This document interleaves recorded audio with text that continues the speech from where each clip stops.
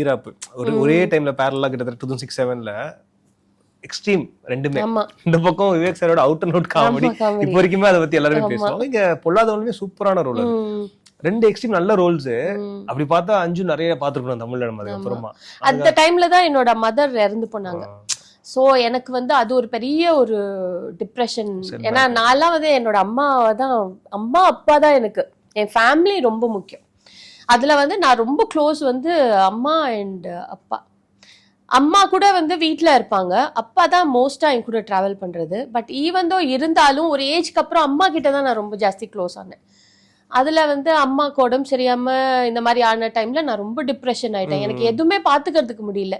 நான் ஒர்க் போறதா இல்ல வீடு பாத்துக்காது, எனக்கு வீடை பாத்துக்கிறது ஒண்ணுமே தெரியாது. எனக்கு குக்கிங் தெரியாது, வீட்டை மெயின்டைன் பண்றது தெரியாது, ஒண்ணுமே தெரியாது. எங்க அப்பாவும் ஃபுல் டிபெண்டன்ட் வந்து அம்மா தான். ஸோ நாங்கெல்லாம் எப்படி ஆயிட்டோம்னா எங்களை எங்கேயோ விட்டுட்டு அனாதையா விட்டுட்ட மாதிரி ஒரு ஃபீல் ஆயிடுச்சு எனக்கு. அதுக்கப்புறம் தான் இல்லை நான் ஏதாவது ஒன்று கான்சென்ட்ரேட் பண்ணே ஆகணும்னு சொல்லிட்டு தான். அப்போ சன் படிச்சுட்டு இருந்ததுனால அவனை இங்கேருந்து, எனக்கும் இங்கே சென்னையில் இருக்க பிடிக்கல, ஃபுல்லாக கம்ப்ளீட்டாக வயநாடு ஷிஃப்ட் ஆயிட்டேன். 10 years அவன் அங்கே படிச்சு முடிச்சு +2 முடிச்சுட்டு அதுக்கப்புறம் தான் 2019 தான் நான் இங்க வந்தது சென்னை. அப்புறம் நீங்க ஸ்டார்ட் ஆக்டிங்ல, அதுக்கு அப்புறமா தான் இப்பதான் வர்க்கிங் ஃபுல்லா 4-5 இயர்ஸா நீங்க வர்க் பண்ணிட்டு இருக்கேன்.